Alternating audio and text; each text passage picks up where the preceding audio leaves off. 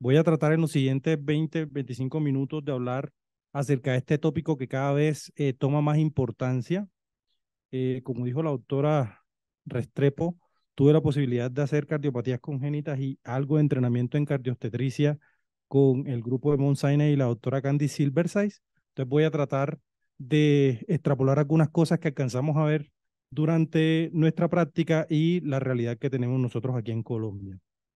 Quiero empezar por decir que no tengo ningún conflicto de interés por declarar, salvo que estoy ligado a la Fundación Santa Fe de Bogotá, a la Universidad de los Andes, Universidad de Rosario y Universidad del Bosque, pero ninguno de mis opiniones o de los comentarios que daré están influenciados por algún tipo de nexo con la industria o con alguna institución. Estos son más o menos los objetivos de aprendizaje que vamos a tocar. Iniciaremos por reconocer cuál es la importancia de las enfermedades cardiovasculares, recordar los conceptos claves sobre los cambios fisiológicos que ocurren en el embarazo, cuáles son esos momentos relevantes en los que debemos evaluar a los pacientes, cómo debemos analizar las diferentes recomendaciones que debemos seguir y cómo debemos conformar las unidades especializadas para tener unos mejores desenlaces en la atención de estos pacientes. El número de muertes maternas es un tópico que siempre ha sido eh, uno de los objetivos que incluso se plantean como objetivos del milenio, tratando siempre de llevar a números cercanos a cero esta mortalidad. Sin embargo, aunque sí hay una disminución significativa, esta mortalidad sigue estando aumentada y cada vez más se debe a enfermedades cardiovasculares en sí. Sabemos que más que todo países de África y la India son los que más tienen mortalidad de punto de vista cardiovascular. Sin embargo, en nuestro país esta mortalidad comparada con la mortalidad que hay en Estados Unidos, miren que es muy similar. Y también sabemos que aunque hay una reducción significativa de esta mortalidad cardiovascular, nosotros todavía podemos optimizar mucho más todas las intervenciones para tratar de llevar a mejores desenlaces a las maternas. Como les decía, mirando por proporción de habitantes, digamos, tenemos unas estadísticas que son eh, eh, buenas dentro de todo, pero que aún así siguen dando cuenta de una mortalidad que puede estar alrededor del 20 a 30% eh, relacionada con enfermedad cardiovascular. Y digamos que dentro de las metas del Objetivo de Desarrollo Sostenible tenemos que se busca llevar toda esta mortalidad al punto más bajo posible. En el 2017, fíjense que nosotros nos encontrábamos más o menos a este nivel,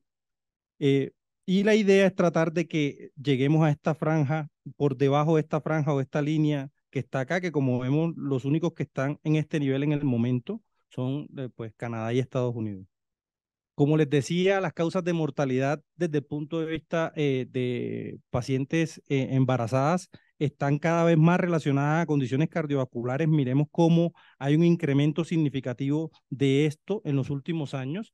Estas estadísticas son hasta el año 2013, sin embargo, esto se ha mantenido y como les digo en este momento, ya hay reportes que datan de 2021 que muestran que esa mortalidad puede llegar a ser tan alta como hasta un 30% relacionadas con enfermedad cardiovascular, lo que hace que esto sea un tópico importante a tocar, a manejar y a empezar a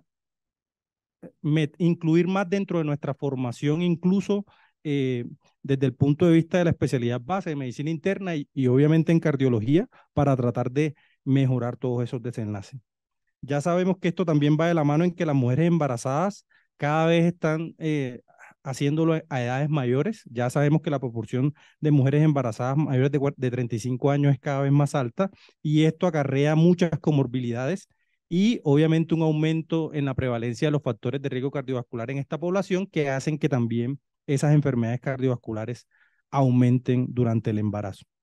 Entonces, lo otro que es importante es que por los cambios fisiológicos que tienen normalmente las embarazadas, los signos y los síntomas de un embarazo normal, eh, digamos, a veces son difíciles de diferenciar entre los síntomas que pueden tener relación con una enfermedad cardíaca como tal, especialmente la disnea, que sabemos que es algo que se presenta con mucha frecuencia en las embarazadas. Por eso, digamos, tenemos que llenarnos de razones y ser más prestar más atención a los detalles para poder evitar las fallas en el diagnóstico oportuno de estas pacientes. Si ya la paciente tiene una enfermedad conocida, esta paciente siempre debe tener una evaluación desde antes del momento de la gestación para poder brindar las mejores herramientas y poder llegar a mejores desenlaces a futuro. De estos cambios fisiológicos, los cuatro más relevantes son, pues, primero desde el punto de vista hemodinámico, que como sabemos el gasto cardíaco, el volumen sistólico y la frecuencia cardíaca van a estar aumentando conforme van avanzando los trimestres y la resistencia vascular sistémica, por el contrario, va a estar disminuyendo conforme van avanzando las semanas hasta que ya llegue un punto en el que se estabiliza en el último trimestre. También hay cambios desde el punto de vista vascular y sabemos que estos cambios vasculares son los que se relacionan con procesos como la disección espontánea de las coronarias que podemos ver en estas pacientes en una mayor medida y aquellas pacientes que tienen aortopatías o patología aórtica establecida también tienen un mayor riesgo de presentar rupturas o disecciones secundarios a estos cambios que por lo general se van a presentar. También hay cambios desde el punto de vista hematológico y esto puede favorecer a que exista no solo más riesgo de sangrado, como sabemos, el riesgo en el momento del parto y en el posparto va a aumentarse el riesgo de sangrado, pero durante todo el embarazo e incluso en ese momento también van a haber un mayor riesgo de hipercoagulabilidad en estas pacientes y por eso es un reto el manejo de la anticoagulación y, digamos, en aquellas pacientes que tienen indicación de esto. Y desde el punto de vista metabólico, pues ya sabemos que hay cambios especialmente en la producción de insulina y también la tasa de filtración glomerular por el metabolismo proteico en general y cambios a nivel estructural renal pueden presentar modificaciones durante el embarazo. Desde el punto de vista de la estructura cardíaca, sabemos que hay un cambio en la masa ventricular izquierda y incluso el grosor de la pared sabemos que puede aumentarse hasta justo antes de 1 centímetro. Cuando ese grosor de la pared es mayor de 1 centímetro, tenemos que esto es un criterio de alto riesgo y si se produce durante el embarazo, a estas pacientes debemos intervenirlas en una forma más agresiva, tratando de controlar mejor la presión arterial, incluso con valores mucho más bajos de los habituales, y monitorizar proteinuria para ver que no tenga alguna otra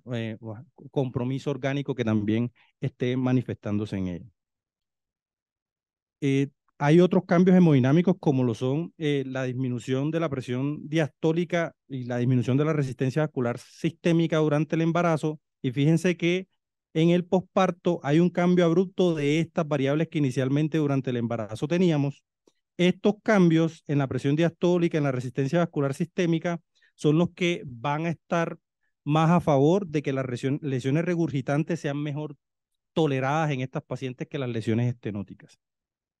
Ya sabemos que hay factores de riesgo cardiovascular tradicionales y estos factores de riesgo, como les decía, van a estar incrementados en estas pacientes que pues ya son una población cada vez mayor. Sin embargo, hay unos factores específicos de las madres, de las maternas, que pueden favorecer a peores desenlaces, no solo desde el punto de vista materno, sino desde el punto de vista obstétrico como tal y desde el punto de vista neonatal. Y estas están más dadas por la hipertensión pulmonar, algunas valvulopatías como la insuficiencia mitral moderada o severa, arritmias, dilatación aórtica, como estuvimos mencionando, disfunción ventricular sistémica o disfunción ventricular subpulmonar en aquellos casos de cardiopatías congénitas en los que, digamos, tengamos fisiología de ventrículos únicos o circulación de Fontan, pacientes cianóticos y pacientes con hipertensión previa, que obviamente estas pacientes tienen un mayor riesgo de poder tener comorbilidades desde el punto de vista cardiovascular durante el embarazo. Estos cambios especialmente van a estar más dados o estas alteraciones, estas manifestaciones por arritmias o por episodios de falla cardíaca o de edema pulmonar. Y vemos cómo al hacer la evaluación de estos cambios, vemos cómo tenemos unos picos de acuerdo a las semanas en los que va a aparecer más una u otra condición, pero en términos generales vemos como en las primeras semanas es más frecuente la aparición de las arritmias y ya en las últimas semanas y en el posparto la incidencia de edema pulmonar y falla cardíaca aumenta considerablemente en estas pacientes. Entonces, siempre debemos tratar de buscar susceptibilidad en estas pacientes cuando hacemos la evaluación. Lo ideal es hacer la evaluación desde antes del embarazo y como les decía, cada vez tratamos de que incluso sin tener ningún tipo de comorbilidad o ninguna enfermedad conocida. Tratar de hacer la evaluación preconcepcional en todas las mujeres sería el escenario ideal para poder determinar cuáles en realidad sí van a tener la susceptibilidad o no. Y en caso de que tengan la susceptibilidad, pues tratar de dar las recomendaciones pertinentes de acuerdo al caso. Si ya es una mujer con una enfermedad cardíaca conocida, pues con más razón tenemos que hacer esta intervención y tratar de que en esos momentos que vamos a tener esos cambios fisiológicos cardiovasculares, como los que hablábamos, del aumento del gasto cardíaco, el volumen sistólico y la frecuencia cardíaca, pues también podamos intervenir para evitar que lleguen a aparecer en una mayor medida las complicaciones y hay una descompensación cardiovascular en ella. Todo esto buscando disminuir la morbilidad materna y la severidad de la patología cardiovascular. Vemos cómo también la aparición de preeclampsia y de hipertensión gestacional está presente en estas pacientes y digamos si tienen factores de riesgo para desarrollar la misma, sabemos que el uso de intervenciones como la aspirina pueden ir de la mano con una disminución de la preeclampsia, pero la preeclampsia prematura. Digamos como que en las primeras 36 semanas con el uso de la aspirina nosotros sabemos que se puede disminuir esa incidencia, pero ya en la fase tardía, después de la semana 36, aún tomando la aspirina, estas pacientes pueden desarrollar preeclampsia y es algo que pues obviamente también nos va a coincidir con ese pico, con ese segundo pico de falla cardíaca que pueden tener nuestras pacientes en ese periodo, digamos, ya cercano al parto y en el posparto, con lo cual puede, digamos, favorecer a que haya unos peores desenlaces en estas pacientes. Entonces, siempre tenemos que tener en cuenta todas estas posibles complicaciones que se pueden presentar durante el embarazo y ya sabemos que la cardiomiopatía periparto, la preeclampsia y la disección coronaria espontánea pues van a estar más relacionadas con la falla cardíaca aguda y con el choque cardiogénico y con el infarto de miocardio, mientras que la preeclampsia, la disección carotidia y los síndromes de vasoconstricción cerebral pues son los que van a estar más relacionados con las comorbilidades asociadas a evento cerebrovascular isquémico hemorrágico o enfermedad cerebrovascular transitoria. ¿Cómo podemos mejorar esto? Entonces, desde más o menos el 2007 se ha empezado a tratar de crear grupos de manejo conjunto de embarazo y enfermedades cardiovasculares. Y digamos, aquí debemos tener en cuenta siempre desde las características estructurales de nosotros como equipo, de personal, las unidades con las que contamos, la infraestructura hospitalaria, como factores organizacionales, procesos clínicos y finalmente los desenlaces de los pacientes en el entorno en el que nosotros estamos. Este equipo cardiostétrico debe tener un continuo de la atención de estas pacientes, como les decía, idealmente de la consulta preconcepcional hasta el periodo posparto y durante esas diferentes intervenciones, pues siempre debemos tratar de ser bien insistentes y agresivos en la búsqueda de todos los factores de riesgo que puedan estar relacionados con complicaciones en estas pacientes. Entonces, en la evaluación preconcepcional, siempre tener en cuenta la consejería como tal,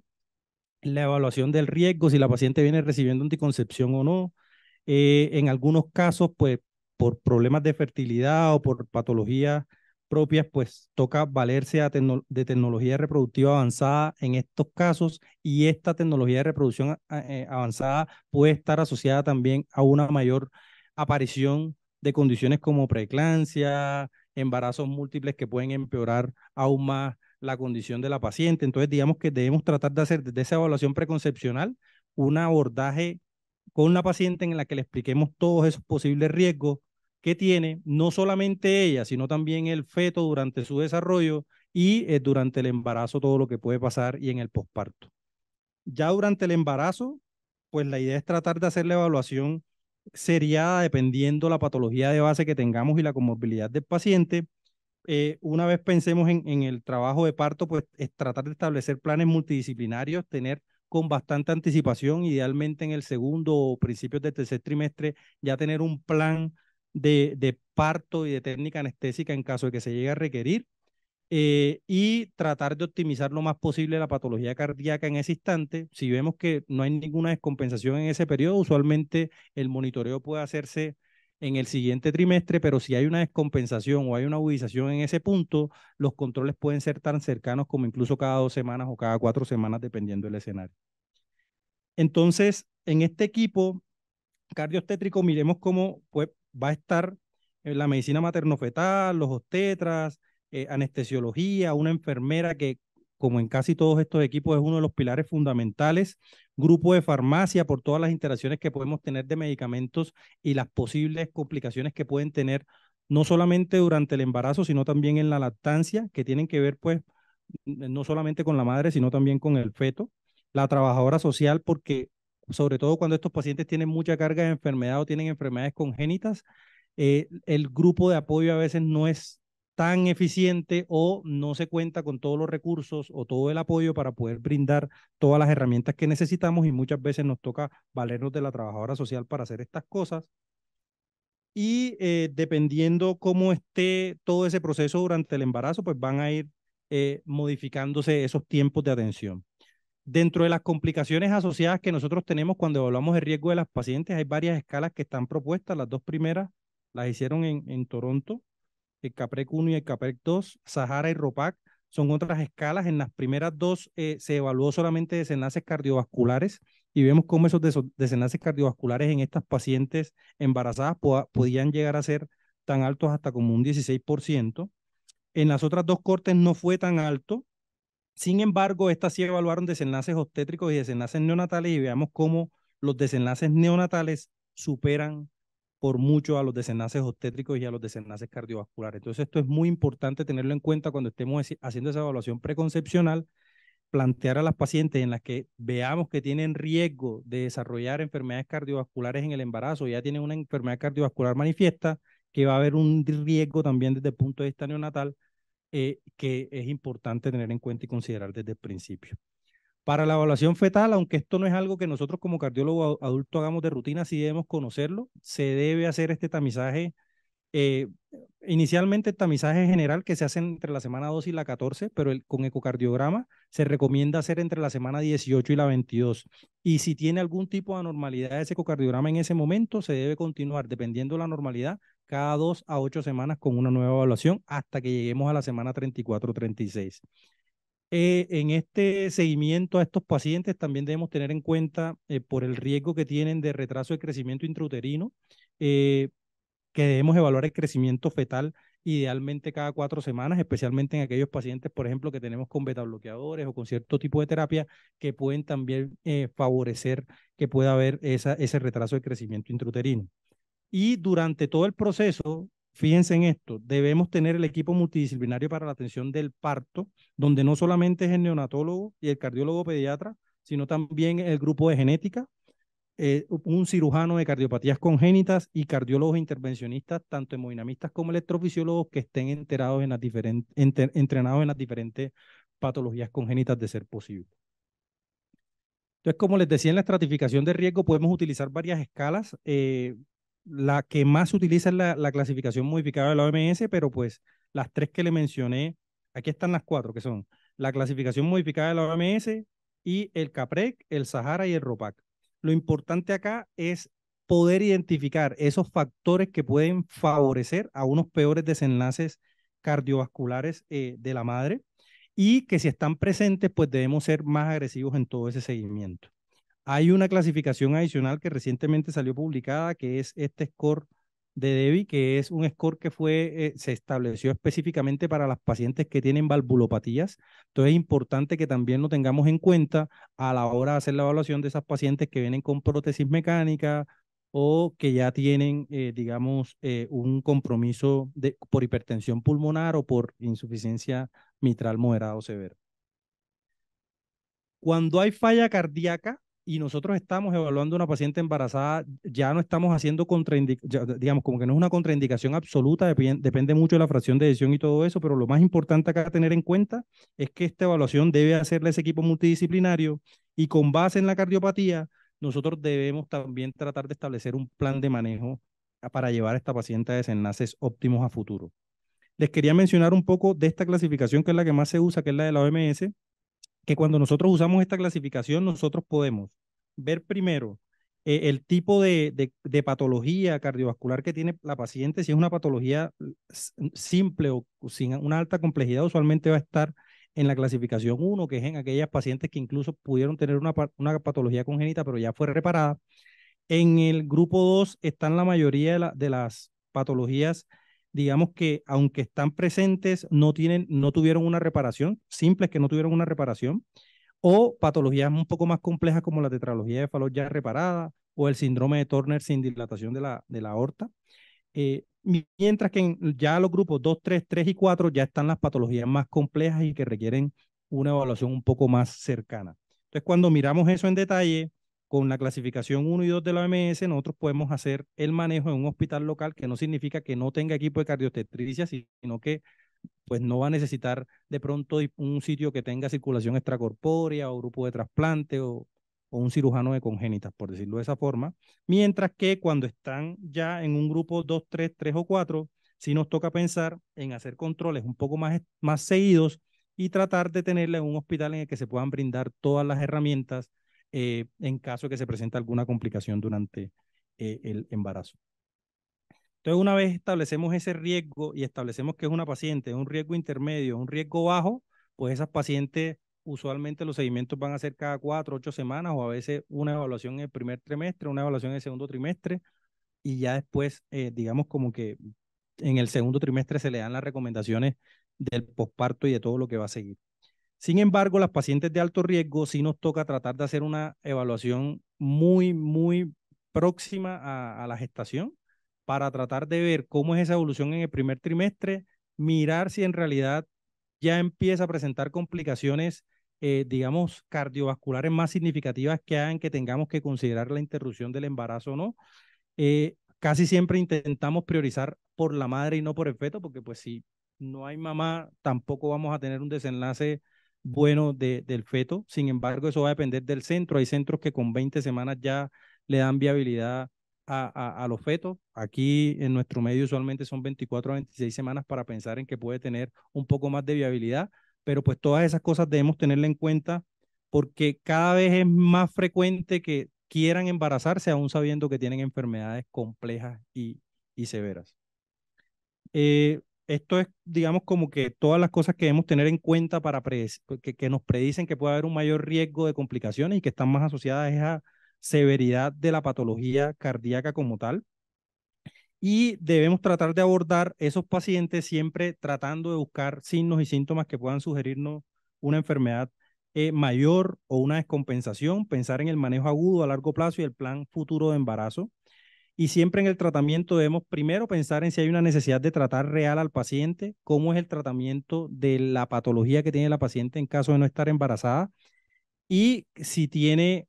la posibilidad de recibir medicación y esa medicación no tiene riesgo fetal o neonatal o si sí lo tiene. Y todo esto toca discutirlo con la paciente. A grandes rasgos nosotros podemos utilizar, digamos, estas recomendaciones que salieron en el 2019 para tratar de saber cuáles son los fármacos que más vamos a poder utilizar. Por ejemplo, en el caso de arritmia, sabemos que la adenosina, el metoprolol, la digoxina y la lidocaína se pueden utilizar. Sin embargo, la miodarona en las embarazadas sabemos que está contraindicada. Entonces, digamos que todas estas cosas nos toca tenerlas en cuenta, no solamente durante el embarazo, sino también en la lactancia para poder determinar qué hacer. Lo que les decía de la parte de la anticoagulación, dependiendo el momento en el que estemos, en el primer trimestre, segundo, tratar de evitar el uso de la warfarina por el riesgo de malformaciones. Se puede volver a utilizar en el segundo trimestre, pero en el tercer trimestre ya toca pensar en utilizar otra estrategia que puede ser con heparina de bajo peso molecular o no fraccionada, dependiendo qué tan cerca estemos del periodo del parto, para evitar también ese aumento de riesgo de sangrado que pueden tener estas pacientes en ese periodo crítico.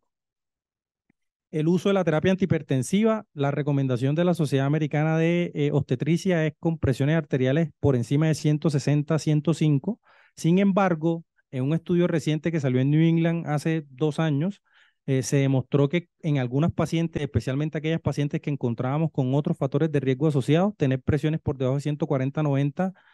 era benéfico y no teníamos ese problema que fue por el que se planteó límites más altos, que era que la hipotensión materna podía inducir más complicaciones fetales o neonatales. En este estudio se demostró que no había complicaciones en ese punto. La vía del parto preferida siempre va a ser la vaginal. En algunos casos, pues obviamente debemos optar por la vía cesárea, pero usualmente, en la mayoría de los casos, incluso teniendo patologías congénitas, se prefiere el parto vaginal a la cesárea, a no ser que la patología congénita sea compleja.